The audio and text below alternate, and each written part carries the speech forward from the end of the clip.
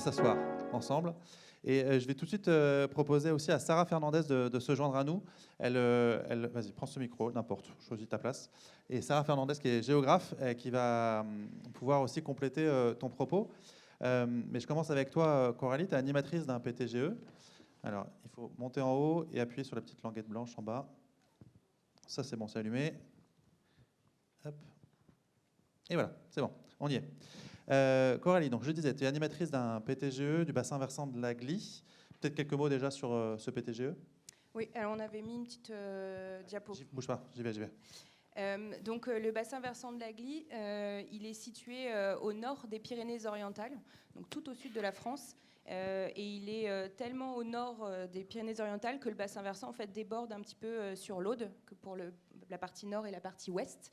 Et donc c'est un fleuve côtier méditerranéen qui est très influencé par sa géologie. On a des grosses infiltrations karstiques qui diminuent assez fortement le débit de nos cours d'eau. Et puis c'est un territoire qui est soumis donc au climat méditerranéen et c'est un territoire rural avec un fort enjeu agricole, notamment viticole sur sa partie globale. Et puis plus on se rapproche du pourtour méditerranéen, plus on va avoir de l'arboriculture, notamment les abricotiers. Et donc depuis 2013, il y a une notification de l'aspect déficitaire du bassin versant. Donc depuis 2018, nous on est animateurs et animatrices d'un PTGE première génération, le PGRE de la Glie, qui avait pour objectif de résorber le déficit quantitatif qui était notifié. Donc on est dans une démarche déjà PTGE depuis 6 ans maintenant. Donc là, on arrive au terme de ce premier PTGE et donc on est en phase de bilan-évaluation pour préparer le futur PTGE.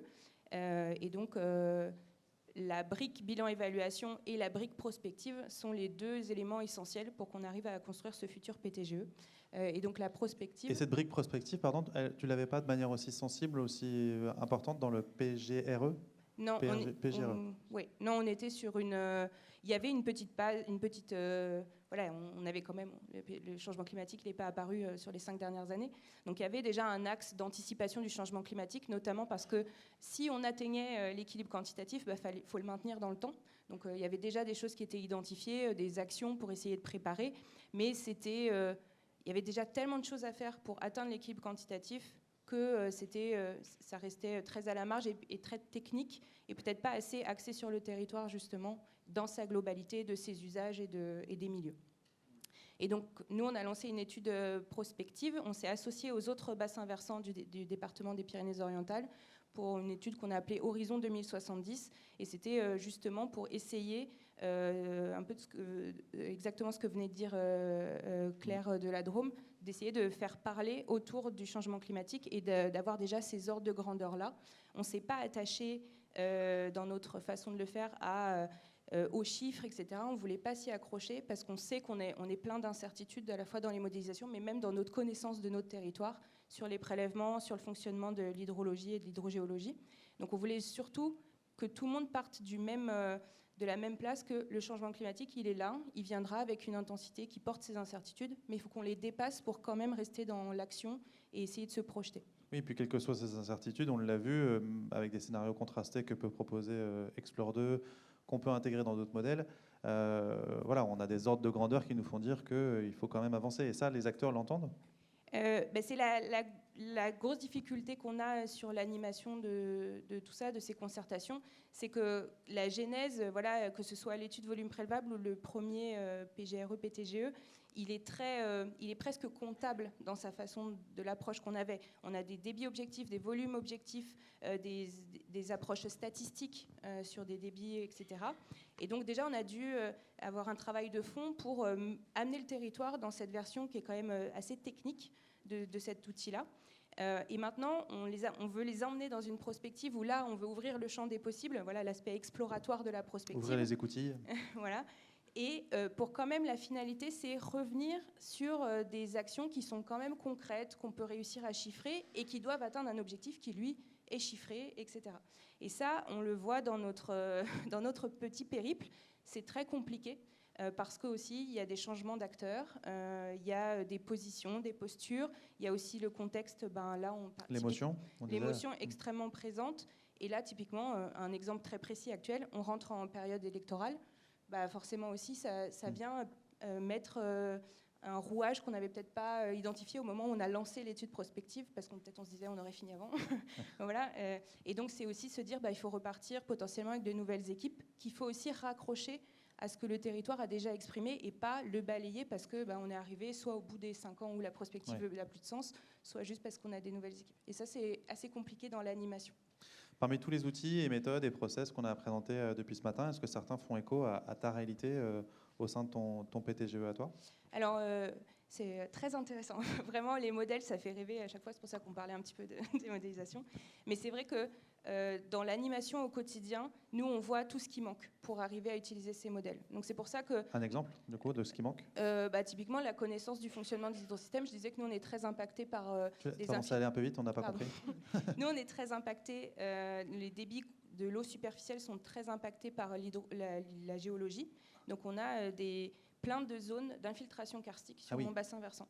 Et donc, il y en a qu'on connaît plutôt bien. En tout cas, on les identifie, que ce soit quantitativement et spatialement. D'autres, on les découvre un peu.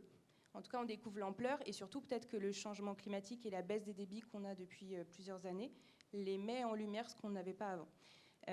Et donc, voilà, ça, sur les prélèvements aussi, on a beaucoup de méconnaissances.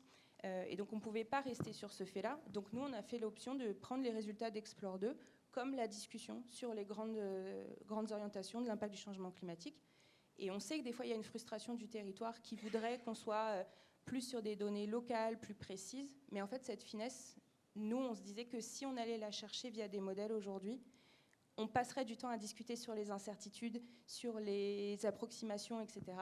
Alors que là, d'entrée de jeu, nous, on l'a essayé de le répéter, on ne fait pas une étude volume prélevable à horizon 2070. On essaye de voir le champ des possibles, de ce qui peut se passer et trouver la stratégie pour s'y adapter.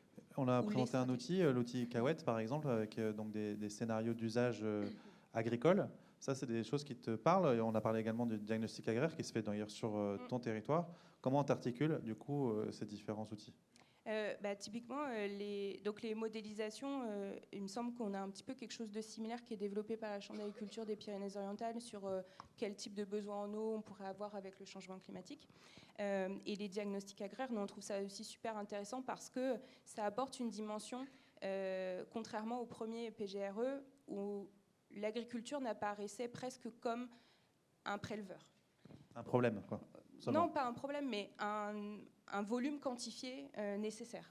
Là, les diagnostics agraires, ils amènent une histoire, un contexte, et qui dépassent aussi l'eau. Parce qu'il y a plein de choses qui vont jouer sur les assolements, et du coup, par voie de conséquence, sur les besoins en eau qu'on aura après. Et ça, c'est un élément qu'on trouve super intéressant. Maintenant, nous, nos difficultés, et c'est la même chose sur nous, la stratégie qui pourrait se dessiner, etc., c'est comment on articule toutes ces études prospectives un peu différentes. On a aussi une étude prospective qui est portée par un syndicat de nappe sur le département. Et comment on articule tout ça? Et ça me fait penser à pendant les interventions sur les données.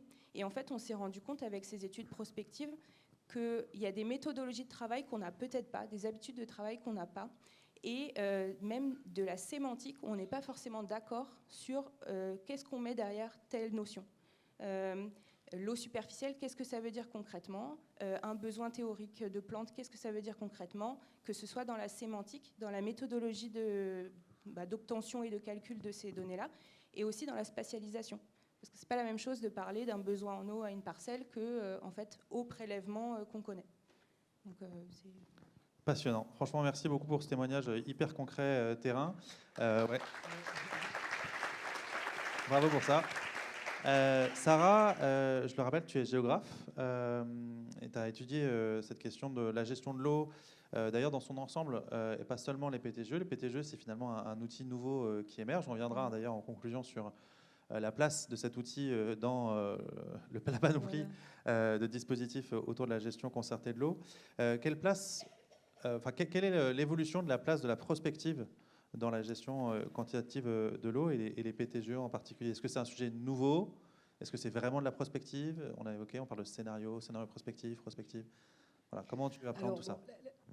La prospective, je pense que Denis Lacroix pourrait le compléter ou sûrement le dire mieux. Elle a une longue histoire, hein, depuis les années 50, Gaston Berger, etc. Bon, voilà. Alors sur l'eau, ce qui est vrai, c'est que on peut dire que c'est à partir, moi je trouve, des années 1990 en fait que ça se structure et que, en particulier, à des échelles régionales comme le Plan Bleu, sachant que le Plan Bleu, il avait déjà fait des prospectives dans les années 80, mais quelque part, voilà, ces prospectives, c'est quoi leur fonction politique? C'est au fond, et je trouve qu'on le retrouvait bien à une échelle très locale dans votre propos, c'est bien de dire à un moment donné, qu'est-ce qu'on considère dans nos systèmes comme des variables exogènes ou des variables endogènes, des choses sur lesquelles on considère qu'on peut agir ou au contraire qui seraient des espèces de déterminismes inévitables. Et effectivement, ça va se traduire en particulier dans les mots qu'on utilise. C'est pas pareil de parler de besoin ou de demande, par exemple. Et d'ailleurs, quelque part, le Plan Bleu, par exemple, dans les années 90, tout ce travail en fait prospectif, et où, comme c'était dit tout à l'heure, la dimension procédurale, elle est aussi importante. Hein, on le voyait. Enfin, je fais plein d'escaliers là, mais c'est pas grave.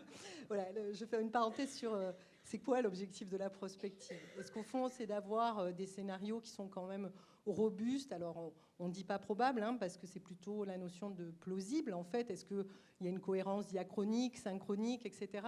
Ou est-ce qu'au fond, à d'autres moments et dans d'autres lieux, ce qui ne va pas plus compter, c'est la dimension finalement procédurale, c'est-à-dire sur un territoire sur lesquels, en particulier peut-être les acteurs, ne s'étaient pas forcément très structurés autour des questions d'eau. Est-ce que finalement ce détour par la prospective et du coup plus la manière dont on discute et comment on va interagir compte plus que le produit, etc. Et donc pour revenir à mes affaires de gestion de la demande en eau versus gestion par l'offre, voilà, c'est typiquement ça. Ça s'était posé sur des questions énergétiques, hein, dès les années 70. Voilà. Est-ce que voilà, l'indépendance de la France, du coup, le nucléaire, il y a eu d'autres acteurs qui disaient ouais, en fait, là, on pourrait quand même discuter de la demande. En fait, finalement, quels usages en fait de cette énergie, à la fois comment elle est produite, comment elle est. On se repose la même question sur l'électrification des usages aujourd'hui. Voilà, et en plus, ça avait bien été dit ce matin quand il y avait toute la question sur les prélèvements d'eau, etc., qu'on voit bien que ces affaires d'énergie et d'eau, elles sont liées, mais aussi à la question des échelles, du périmètre, c'est-à-dire que on voit bien qu'il y a un enjeu, voilà, dans les Pyrénées-Orientales parce que c'est un problème assez criant qui est celui du futur en fait de cette agriculture. Mais peut-être qu'on va et pas que de l'agriculture d'ailleurs. Oui, d'ailleurs, et pas que. Mais par exemple, si on prend le cas de l'agriculture, on va peut-être pas stratégiquement se poser les questions de la même manière si on réfléchit par exemple en termes de finalement c'est quoi les flux agri-alimentaires, c'est-à-dire est-ce qu'on va jusqu'à la question de l'alimentation, c'est-à-dire est-ce que ce qui est important c'est de poser la question voilà, des flux agri-alimentaires des modes de consommation et des modes de consommation et alimentaire, pas que des modes de exemple, production. Tout ça va, à quoi ça sert, etc. Et voilà, et c'était très bien dit tout à l'heure, c'est que voilà, les problèmes d'eau ils sont pas faits que d'eau, et donc du coup je pense quand même que le pari avec cette prospective, et la diversité de ces méthodes et de ces approches, c'est de ouvrir les débats et quelque part pouvoir mettre un peu en débat nos hypothèses implicites et les choses aussi auxquelles on tient, auxquelles on est attaché. Et ça a été un peu dit, mais c'est toute la question avec le changement climatique aussi, des gagnants et des perdants, et de la manière en fait dont politiquement, socialement, on va pouvoir accompagner en fait ces perdants. En acceptant aussi la concurrence entre ces projets politiques et en l'organisant, en l'animant, en tout cas la confrontation de ces projets politiques concurrents. Oui. Ben voilà, alors on voit bien, là, il y a quand même tout un travail d'animation, il y a la question des élus, mais il y a aussi la question des échelles et quelque part des politiques d'échelle. C'est-à-dire qu'effectivement, on voit bien que l'échelon local, il est très important parce que c'est là que se joue. Il y a des matérialités biophysiques. Le riz alsacien, c'est pas pareil que le bassin versant de la Glie, etc. Mais qu'aussi, il y a des choses qui se jouent et qui se négocient et qui produisent des effets de cadrage qui ont aussi lieu à d'autres échelles et qui peuvent, du coup, plus ou moins faciliter le débat ou au contraire le verrouiller à partir du moment où on considère que quelque chose est acté et que c'est d'intérêt général, par exemple. Enfin voilà, quand même, ça change ce qu'on peut vraiment débattre. Et puis voilà, et puis il y a la particularité quand même de la France, là, pour le coup, moi, pour travailler un peu, enfin, j'ose pas dire pas mal sur l'Espagne, ben voilà, c'est sûr que la France, en fait, elle s'est quand même plutôt construite sur un espèce de mythe un peu d'abondance d'eau, en fait. Enfin, historiquement. quand je dis mythe, historiquement, c'est pas que oui, c'était que la question se posait en termes moins criants. Voilà, que c'était pas, et que donc du coup, c'est ce qui fait que les prélèvements, ils sont pas forcément très bien suivis ou connus parce que on les connaît. Et c'est moins le cas en Espagne? Il y a une meilleure connaissance des volumes prélevés en Oui, Espagne? ça a été beaucoup plus suivi. Après, je ne sais pas pour dire que la situation est plus... Non, mais c'est intéressant de voir aussi qu'il y a l'histoire de l'aménagement du territoire conditionne aussi nos outils aujourd'hui. Je vais le dire comme ça.